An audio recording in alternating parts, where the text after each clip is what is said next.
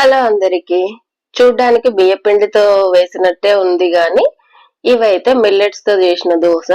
బియ్యం కాకుండా వేరే ఏదైనా వాడాలి దోశలకి అని అనుకుంటే ఇది బెస్ట్ ఆప్షన్ అనిపించింది నాకు.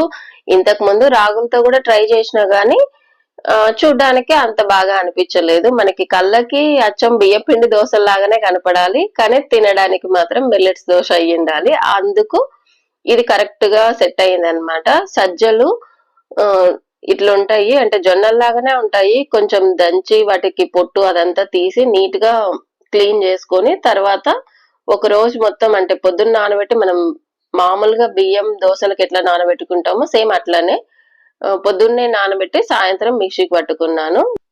కొలత కూడా బియ్యపిండి దోశలాగానే 1 కప్పు మినపబెల్లకి 4 కప్పుల సజ్జలు వేసిన, నానబెట్టి సాయంత్రం క్లీన్ చేసి మిక్సీకి పట్టుకొని నెక్స్ట్ డే మార్నింగ్ ఇట్లా దోశలు వేసిన. సూపర్ గా ఉన్నాయి.